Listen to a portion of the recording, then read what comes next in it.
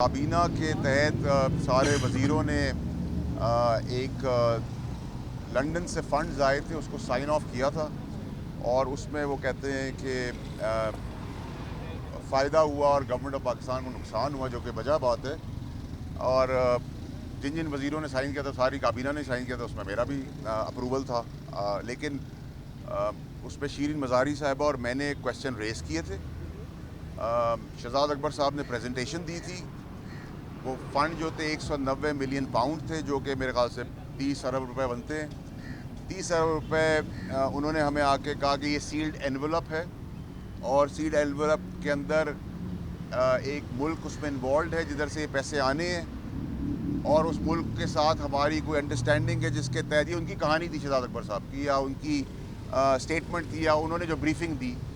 کہ ہم اس کو ڈسکلوز نہیں کر سکتے ورنہ تعلقات میں خرابی آ سکتی ہے، اور اس کی بہت ساری کونوٹیشنز ہیں، وجوہات ہیں، اور اس کو یہیں طے کر دیں اور اسی تحت وہاں سے جو پیسہ آ رہا ہے وہ یہاں آ جائے۔ تو کیونکہ میں بھی کاروبار سے وابستگی رکھتا ہوں، اور شیرین مزاری صاحبہ نے بھی،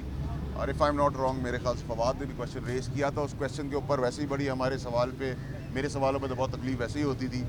تو اس سوال پہ مناسب نہیں تھا ان کو آگے بتانا، اور کیونکہ پوری کیبنٹ جو تھی وہ اگریڈ تھی۔ اس میں ایک اور پوزیشننگ یہ تھی کہ مجھ سے ابھی ڈپٹی ڈائریکٹر نیب اور ڈی جی نیب نے جو سوال جواب کیے، اس کے اندر مجھے نہیں پتا کہ باقی لوگ کیوں اس کو اوائڈ کر رہے ہیں، کیونکہ اس میں کوئی چھپانے کی چیز ہے نہیں۔ اور اعظم خان صاحب کے تعلق سے بات کی تو اعظم خان صاحب کو پتہ تھا ایجنڈا آنے سے پہلے، لیکن اعظم خان صاحب کو جتنا میں جانتا ہوں وہ پاور ہنگری ہو سکتے ہیں، وہ انفلوئنشل ہو سکتے ہیں، وہ انفلوئنس ریلیٹڈ ہو سکتے ہیں، ان کا ایٹیٹیوڈ ہو سکتا ہے، لیکن اگر مجھے آپ آج بھی پوچھیں کہ وہ ان کی پیسے کی لین دین میں وہ کہیں شامل ہوں گے تو میرے لیے مشکل کام ہوگا یہ کہنا کہ وہ پیسے میں انوالو ہوں گے۔ میرے حساب سے اعظم خان صاحب کی پیسے کی انوالومنٹ نہیں نظر آ رہی، لیکن شہزاد اکبر صاحب نے جو بریف کیا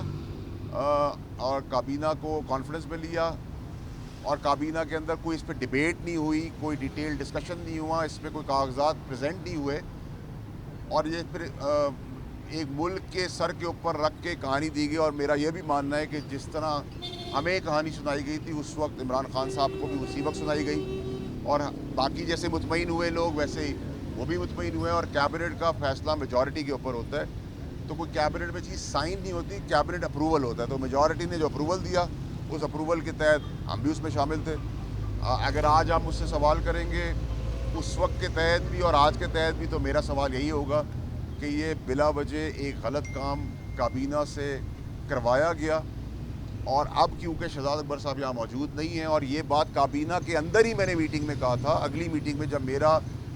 اور شہزاد اکبر صاحب کا ایک جھگڑا ہوا تو میں نے عمران خان صاحب کو اس وقت بھی کہا تھا کہ یہ ملک چھوڑ کے چلا جائے گا، تو میں تو ریکارڈ کے اندر ساری باتیں کر رہا ہوں، اور میں تو عمران خان صاحب کو اس وقت بھی بچا رہا تھا کہ غلط لوگوں کے اوپر ٹرسٹ نہ کریں، اور آج بھی وہی کام کر رہا ہوں اور آگے بھی وہی کام کرتا رہوں گا۔ لیکن اگر آپ اس سے ٹیکنیکلٹیز کے اندر پوری ریزننگ پوچھیں گے تو بالکل پاکستانی گورنمنٹ کو، پاکستان کے خزانے کو 190 ملین پاؤنڈ کا نقصان ہوا ہے، اس میں کوئی دو رائے نہیں ہونی چاہیے، اور یہی وہ تھی۔ اور میں نے پھر ان سے یہ بھی ریکویسٹ کی کہ اگر پرانے چیئرمین کی ویڈیو لیک کو اگر انویسٹیگیٹ کر لیتی نیب تو یہ بڑے آسان ہوتے کیسز سالو کرنا، تو میرے خیال سے میں نے بریکٹس بہت کچھ کہہ دیے۔